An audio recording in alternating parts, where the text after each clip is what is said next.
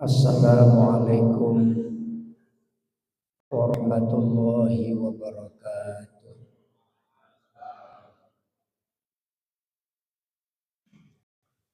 Alhamdulillah alladzi la rabba siwah wa la ma'buda ghairuh. Ashhadu an la ilaha illallah wahdahu la syarika lah wa ashhadu anna Muhammadan abduhu wa rasuluh.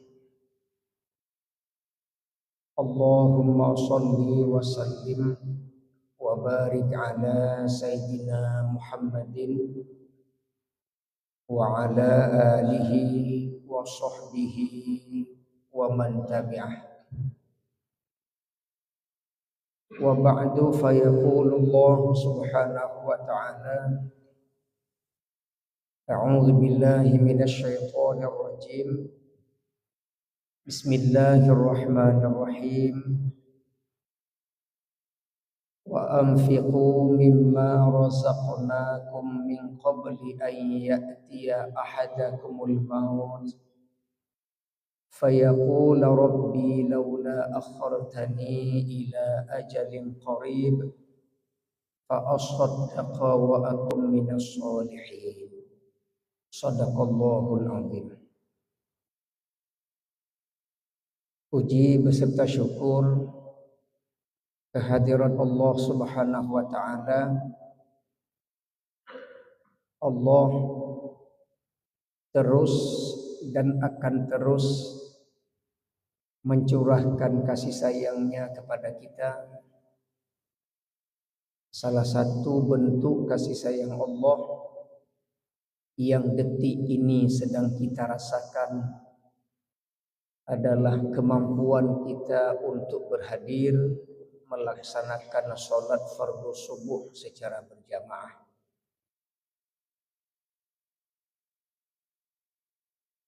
Seorang ulama besar pada masa Presiden Soekarno, Buya Hamka, beliau mengatakan, mengapa orang sulit untuk bahagia? Mengapa orang susah untuk mencapai bahagia? Kata Buya Hamka, karena merindukan sesuatu yang tidak mampu untuk dimiliki. Merindukan sesuatu yang tidak mampu dimiliki, sehingga kita susah bahagia.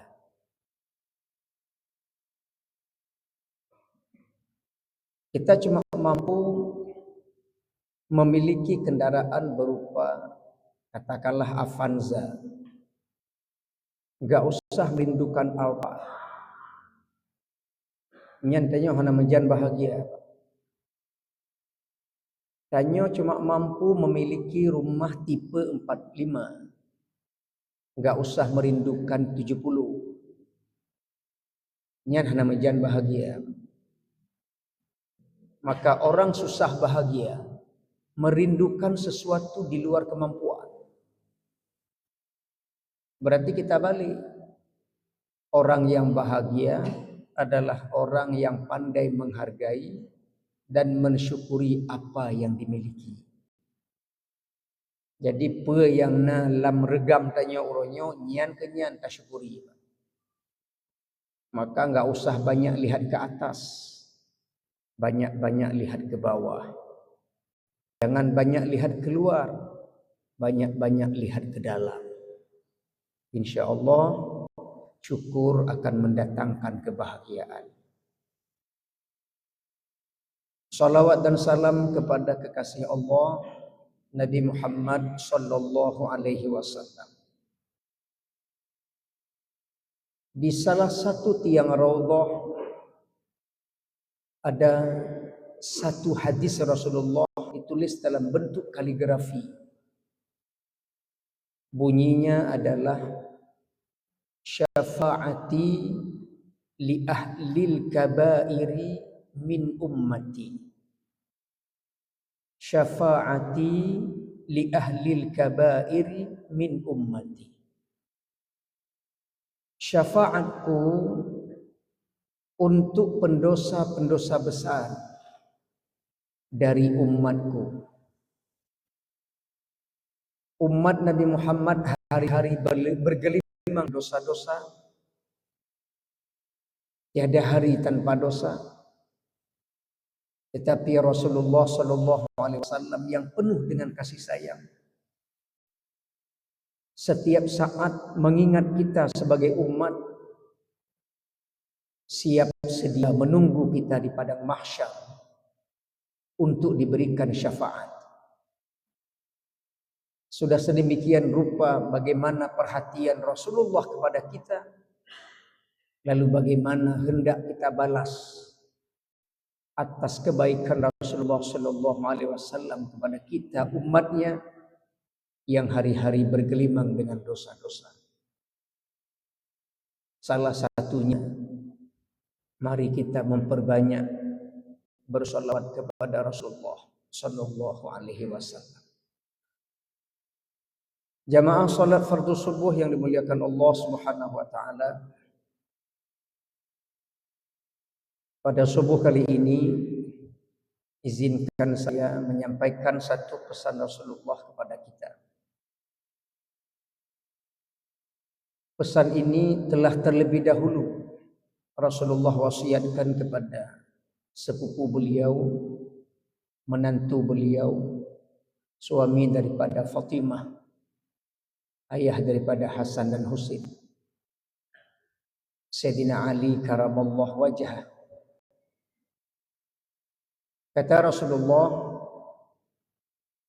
ya Ali, wahai Ali, lamma khalaqallahu al-jannah, ketika Allah menciptakan syurga. Lamma khalaqallahu al-jannah, jadi ketika Allah menciptakan syurga. Qalat, maka syurga berkata, ya Rabbi, wahai Allah Tuhanku, lima khalaqtani. Lima ay liman, untuk siapa aku diciptakan. Jadi waktu Allah gepegat syurga, syurga tanya kepada Allah, ya Allah, lunyo kesau. Qala, Allah menjawab, Allah berkata, likulli sakhiyin wa taqiyin. Allah berkata, wahai syurga, kamu itu diciptakan untuk setiap orang yang dermawan dan orang yang bertakwa. Qalat, maka syurga berkata lagi, ya Rabbi, wahai Tuhanku, raditu, aku ridha. Jadi syurga diperuntukkan kepada orang yang dermawan, kepada orang yang bertakwa. Syurga menjawab, aku ridha, aku terima ya Allah.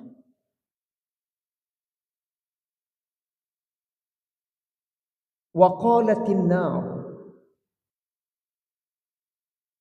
dan neraka berkata, ya Rabbi, wahai ya Allah Tuhanku, lima khalaqtani. Kata neraka, ya Allah, untuk siapa aku diciptakan? Qala, Allah menjawab, likulli bakhilin wa mutakabbirin. Kata Allah, wahai neraka,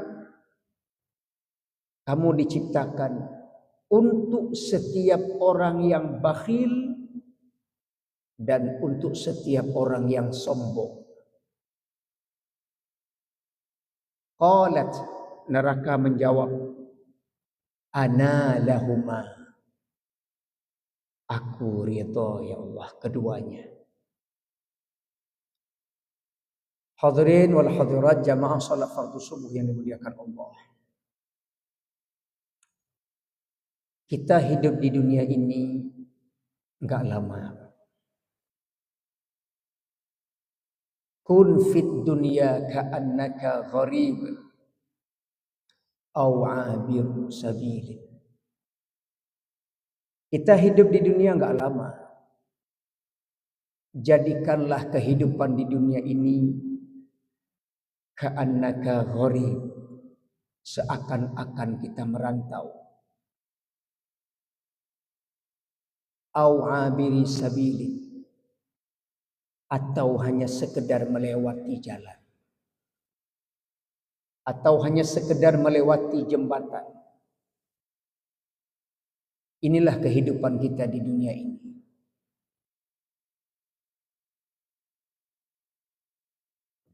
Hasadu ummati baina sittina wa sab'in. Panen umatku antara 60 dan 70 tahun. Makna panen di situ, selama 60 tahun, 70 tahun, apa yang kita tanam? Bila kita banyak nanam di umur 60 tahun, 70 tahun, masa waktu yang Allah berikan, datang masa penjemputan, bawalah hasil panenmu berkarung-karung kembali kepada Allah. Tetapi di masa waktu diberikan Allah 60 tahun, 70 tahun, kita lalai,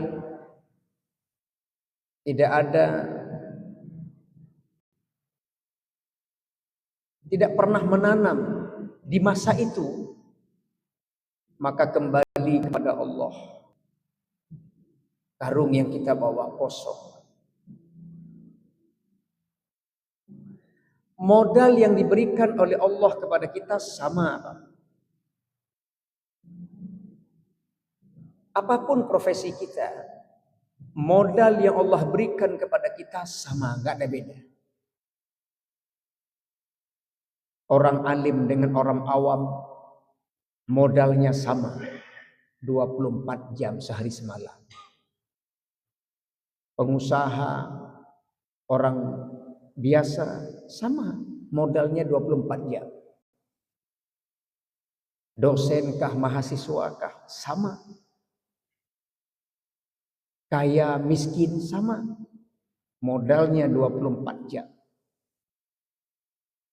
Lalu dalam masa sehari semalam 24 jam, apa yang kita tanam? Tidak terasa 60 tahun, 70 tahun. Tapi tiba-tiba katruk masa truk Israel datang menjemput.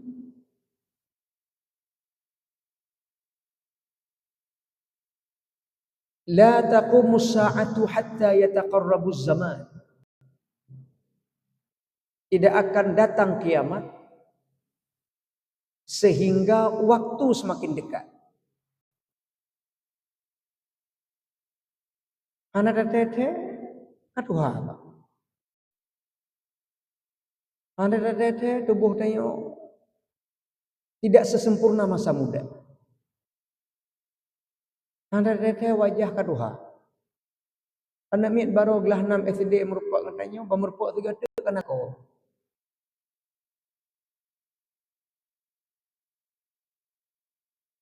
Baru urus Senin nyo ka Senin lo. Banta bayi listrik, kaya leke bayi lo ba. Anda tete wate kaya. Dan begitulah dunia ini. Tidak terasa dunia sudah tua. Tidak terasa kita pun akan kembali kepada Allah. Lalu setelah kembali kepada Allah, cuma 2 tempat yang Allah sediakan. Surga dan neraka. Kan 2 buah saja tempat oleh tahu Allah. Di manakah pada posisi 2 tempat itu kita yang tahu. Lu ngudip dalam dunianya sekian banyak ibadah saya. Ya mungkin berkeyakinan untuk diri sendiri. Walau pada akhirnya syurga neraka itu tergantung pada kasih sayang Allah.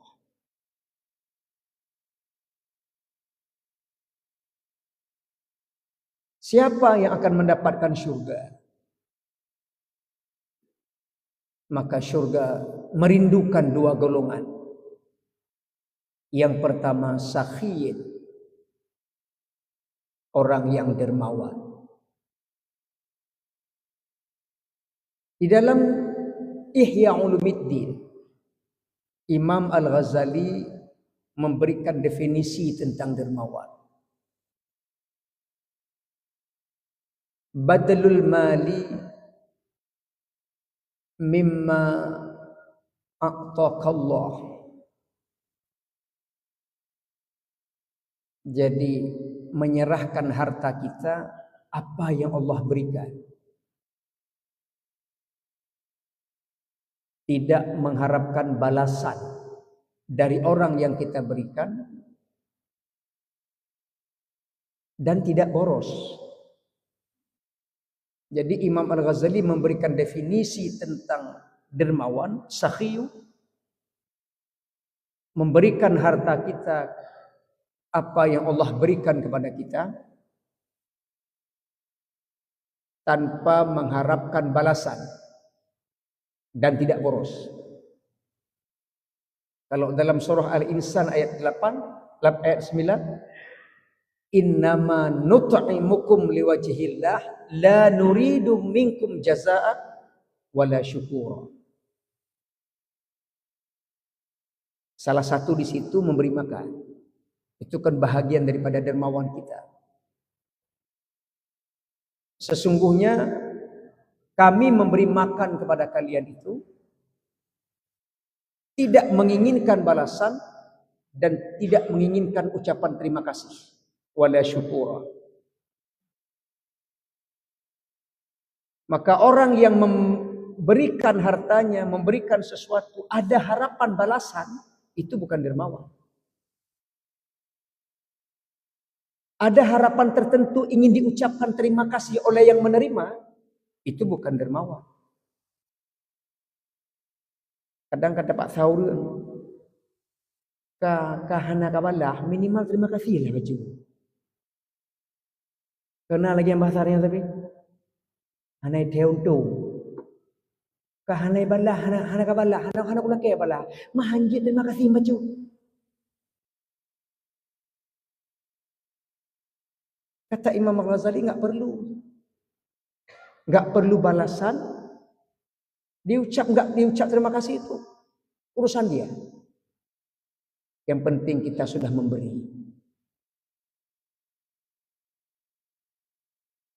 Di hadis yang lain Nabi mengatakan, ittaqi da'watas sakhi. Ittaqi da'watas sakhi. Berhati-hatilah, takutlah da'watas sakhi, atas doa orang yang dermawan. Yang berhati-hati, Pak. Menyona kawan kerabat kita sifatnya dermawan. Bila ada tetangga kita orangnya dermawan, berhati-hatilah dengan dia. Bila menyakiti dirinya, di mendoa kegedanyonya habis dia. Karena doa orang dermawannya cukup bagah terima oleh Allah. Maka hana payah jauh kaya minta doa holain. Menyenai sampai rumah orang yang dermawan bagaian adalah kaya doa. Di samping rumah, naurun ibadah na geja umur siji tap luar biasa dermawannya. Bagainya nak jalan laki doa. Kenapa ya aja jauh dah aja. Atau na bengah-bengah yang ngon tanya sampai-sampai gih pakat dia kopi. Yang mana duduk nak doa kalau macam tu. Kopi berupa doa berupa. Yang karena orang dermawan Pak. Ni sedap aja orang biung kopi kan. Sebab kena tip subuh kau yang lebih pakat. Dan tip ke pakat tanggungjawab. Kebaya. Ladong na carang pakat, hana carang bayu. Nah, cik model kaya. Nyan bet laki doa barunya. Magedro kana gelah pulang juk dayu. Kata Rasulullah, ittaqi da'watas sakhi. Takutlah kalian, takut. Takutlah wahai Ali kepada doa orang yang dermawan. Dan bahkan bila orang dermawan berbuat salah, jangan cepat-cepat mencaci maki dia. Karena Allah cepat memaafkan dirinya. Itu kelebihan orang dermawan. Fa innahu mata athura. Maka sesungguhnya kapan-kapan orang dermawan tergelincir, makna berarti enggak sengaja. Apakah lisannya tergelincir, perbuatannya tergelincir, prasangkanya tergelincir. Mata athura akhadallahu biyadihi. Akhadallahu biyadihi. Allah mengambil dengan tangannya. Maksudnya Allah menyelamatkan dengan kekuasaannya. Tidak dibiarkan orang dermawan terperosok dalam jurang musibah, bencana, sesuatu yang tidak membahagiakan dirinya. Allah selamatkan. Nyan kelebihan orang dermawan. Surga merindukan orang ini. Kalau bertakwa jelas.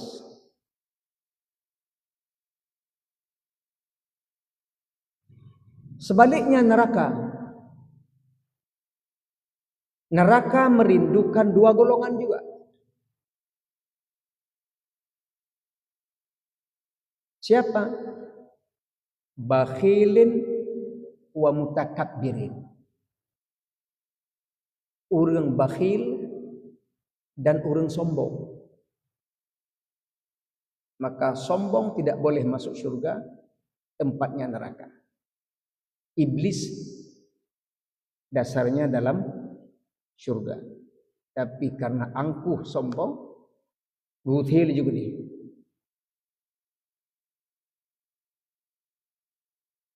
Di hadis yang lain Nabi mengatakan,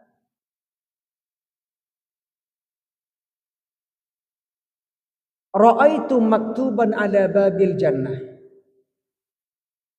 Saya melihat di atas pintu surga ada satu tulisan. Anti muharramatun ala kulli bakhilin. Anti muharramatun ala kulli bakhilin.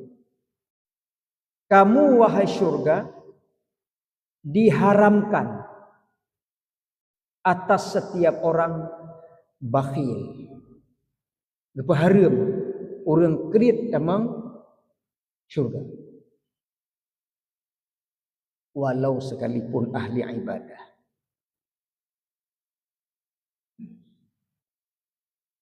Geja umrah tiap tahun. Di samping rumah mata lhuk resul ham hana bermun. Apa makna mata lhuk resul ham?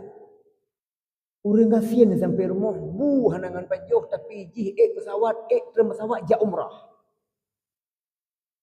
Dia hebat sempurna ibadah untuk dirinya. Tapi tetangga tak sanggup ibadah karena kelaparan, dia enggak peduli. Untuk apa membanggakan ibadahnya? Anak yatim hazana som yang urang lemah hanai bantu. Iji sibuk ibadah harawai.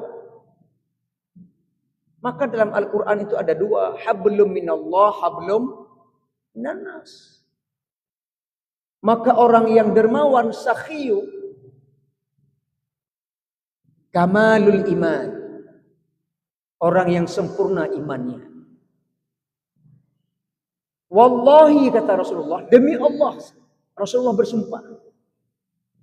Wallahi la jahilun sakhiyun. Seorang yang jahil, jahil maknanya bodoh.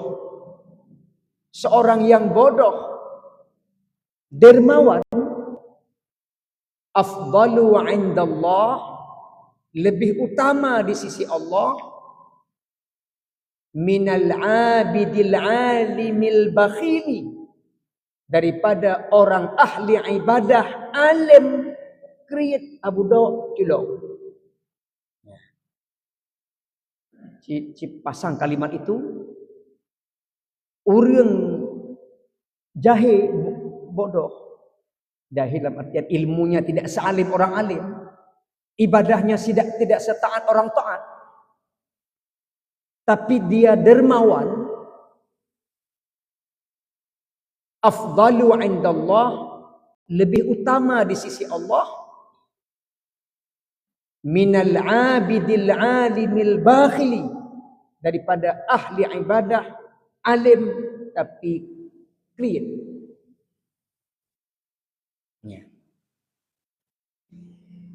Berjamaah solat di tengah jam golai bangkat rohnya.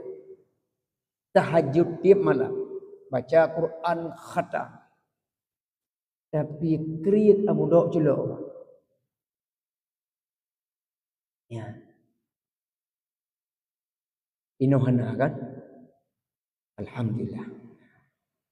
Nyana pegahna yang tehurungji.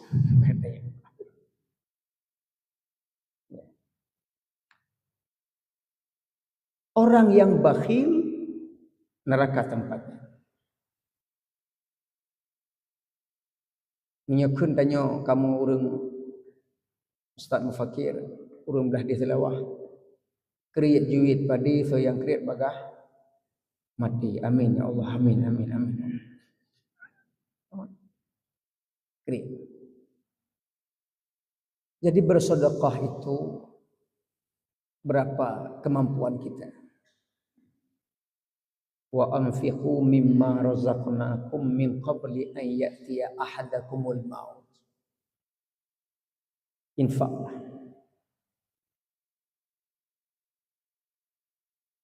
Sebelum datang kematian kita.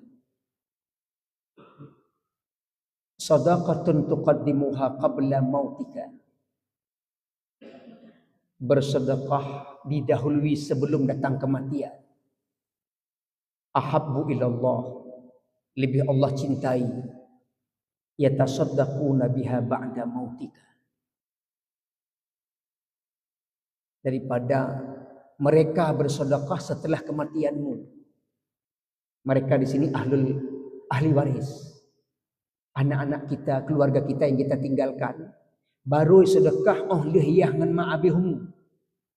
Kerana terima, cuma lebih ke pada tengah hudib mak ngayah kena sedekah. Maka ada ayat tadi itu dia.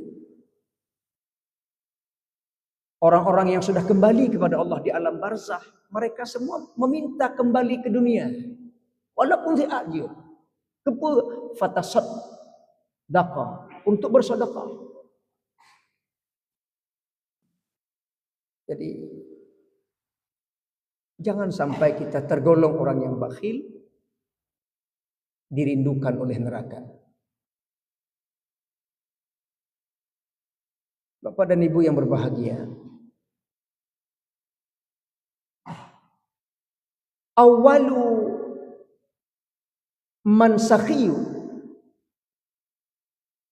orang yang pertama dermawan, Ibrahim alaihi salatu wassalam. Nabi Ibrahim. Jadi kata Rasulullah, orang pertama yang dermawan itu Nabi Ibrahim.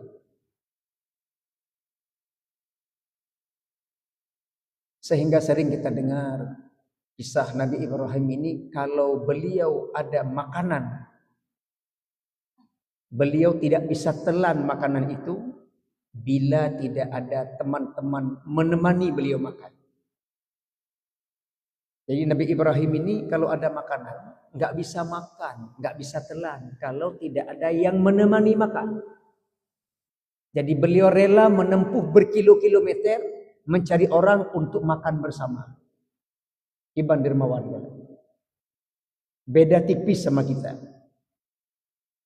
Kita kalau ada makanan lari berkilo-kilometer baik naik depan. Dapat jauh siro tu baik depan lagi. Dan teumut. Nabi Ibrahim hantu umat menyuhana sapngon, maka rela menempuh berkilometer mencari teman untuk kawan makan. Dan orang yang paling dermawan, kalau tadi yang manusia pertama, dan Nabi Rasulullah yang paling dermawan, Nabi Muhammad sallallahu alaihi wasallam. Dan bukan beliau, diikuti oleh Ahlul Bait. Keluarga-keluarga cucu-cucunya juga bersifat dermawan.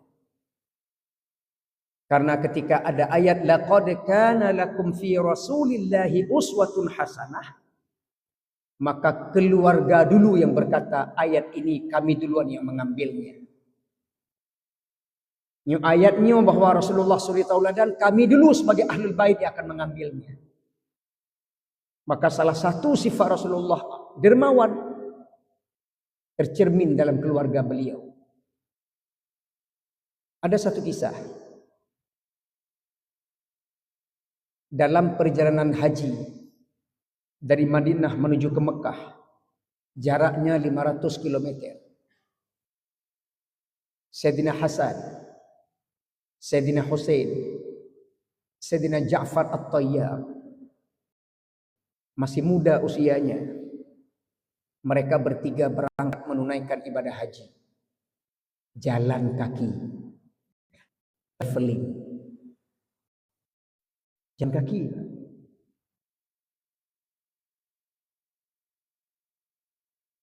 Masih usia muda. Di tengah perjalanan habisan bekal. Jumpalah dengan satu rumah. Di dalam rumah itu ada seorang wanita tua. Singgahlah tiga pemuda ini meminta sedikit makanan. Nenek, na makanan bacut. Kamu hendak jauh Mekah menunaikan ibadah haji. Kami kehabisan bekal. Kata neneknya, hana cuma ipat na kameng. Long serahkan ke urun rona ipat na kameng sini. Boleh nek. Diolahlah kambing itu, dimakan. Bertahanlah sampai ke Mekah. Setelah kejadian itu sekian lama, terjadilah musibah di kampung nenek ini. Paceklik, kemarau, kering, melontak. Ternak pada mati, tanam tidak hidup, air tidak ada. Akhirnya masyarakat kampung nenek ini semuanya berangkat menjadi pengemis ke kota Madinah. Termasuk nenek ini. Setiba di kota Madinah sang nenek ini dengan izin Allah, dia jalan-jalan mengemis, tibalah di rumah Sayyidina Husain, cucu Rasulullah.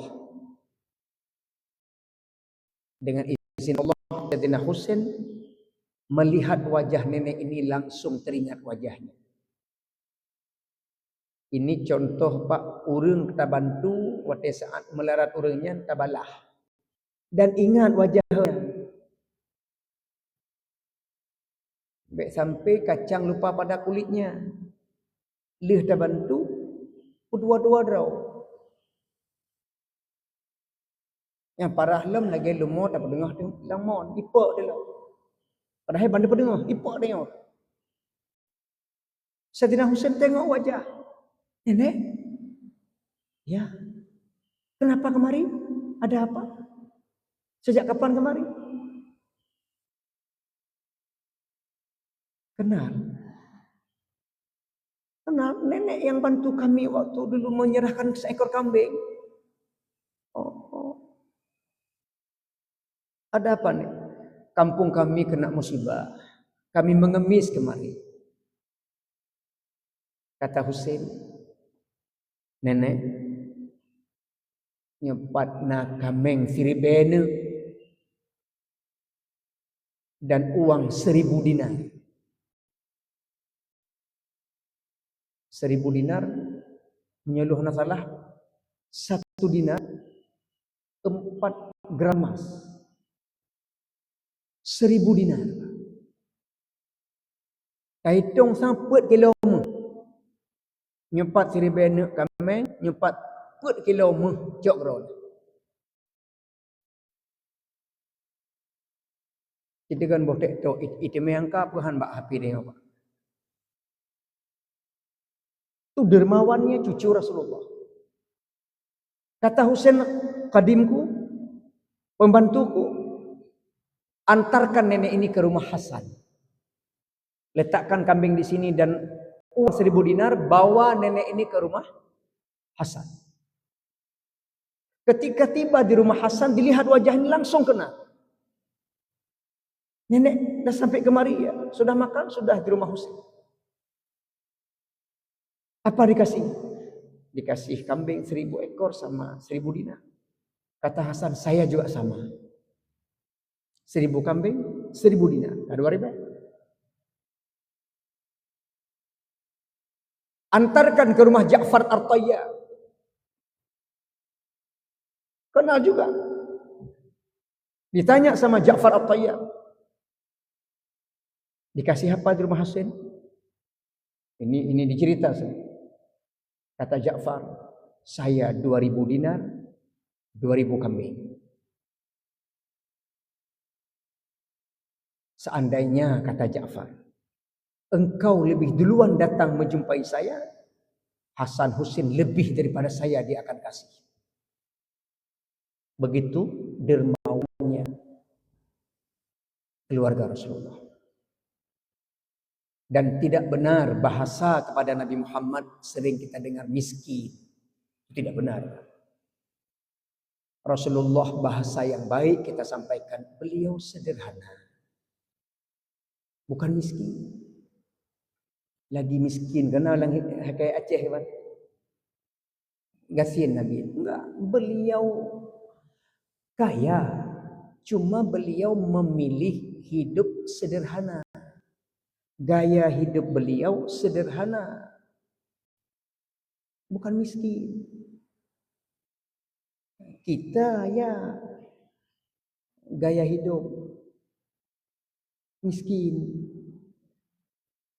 Mang gaya macam kaya. Maka tanya Gasin Rasulullah kaya. Cuma beliau lebih memilih kepada sederhana. Dermawannya beliau luar biasa dan juga ikut keluarganya. Di depan kita jamaah sekalian terbuka lebar buat kita membuktikan diri kita. Adakah kita dermawan? Cuma 2 juta sikur reduh sagai. Saboh kami. Atau tak gabung rong saboh lumo. 2 juta sikur reduh. Ayo kita berkorban. Keluarkan harta yang Allah titipkan kepada kita tanpa mengharap balasan. Jadi waktu saat bagi kurbannya gicok seperleh. Memang seperleh gicok sebelah bopam gicok. Tapi memang menyojit tajuk gegap lebih le kali lebih gegap. Hai takut dia buat mono dia pegang. Tanpa meminta imbalan. Nyok ujuknya balik belum, bek nak imbalan. Mesti jika ibakan leboh tumpuk kira orang. Hana masalah lebih gula dah bagi ke kau. Walaupun memang kepegang yucok seperti memang lebih tajuk gegok lebih galak. Acok dah yang kedua dah becut. Bekna kurban alhamdulillah ni kurban menyuhaibi seperti lai bek ting kurban. Berarti nya ancaman laki. Itu namanya dermawan.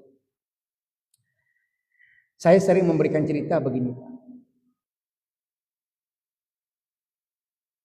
Suatu hari kan ayam berdialog dengan sapi. Keli ayam. Bang Pi. Sapi Pak. Keli ayam. Bang Pi. Itu sapi. Ada apa di ayam? Bukna yang namanya Maryam. Ada apa dia?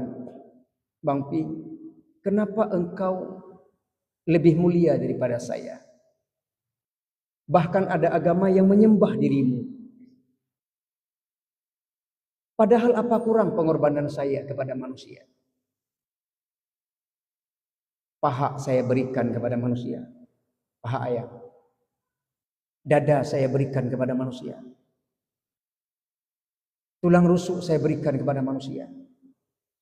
Bahkan cekerku pun saya berikan kepada manusia. Buluku jadi kemonceng, kotoranku jadi pupuk. Semua aku persembahkan kepada manusia. Tapi kenapa engkau lebih mulia daripada diriku? Jawab sapi. Wahai ayam nasibmu malang. Kenapa saya lebih mulia? Karena saya dijadikan hewan kurban, dijadikan ibadah hewan kurban selagi saya masih hidup. Lagi hidup saya dikorbankan. Enggak ada hewan kurban mati kita korban, enggak ada. Saya dijadikan ibadah hewan kurban lagi hidup. Maka saya lebih mulia daripada engkau. Sementara engkau wahai ayam dijadikan ibadah setelah mati. Ayam nyai masjid udip-udip nyan pu tayu semayang pu talit. Talit. Dengan hudip masjid talit Pak. Pajan manok masjid oleh mati. Betul kan? Berada di balik hidangan maulid. Paha ayam, ayam rendang, ayam pendaki. Wate mati baru masjid. Maka menyana orang tungkup jak masjid oleh mati. Ayam. Kenapa? Hantar jak masjid Pak. Oleh mati barang-barang le urung ikut duduk langsung je ke imum tengun. Maka selagi hiduplah kita berkorban, selagi hiduplah kita dermawan. Maka jemaah sekalian yang berbahagia, jangan sampai kita mengakhiri dunia ini berada di tempat yang hina. Kita berusaha semua pada kasih sayang Allah Subhanahu wa taala.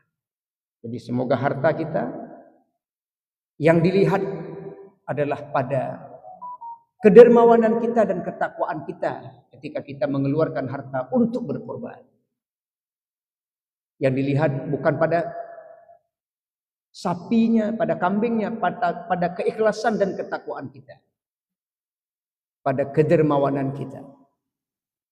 Mudah-mudahan bila ada yang salah dan khilaf, saya mohon sekali lagi diperbanyak. Saya akhiri. Wabillahi taufiq wal hidayah. Wassalamualaikum warahmatullahi wabarakatuh.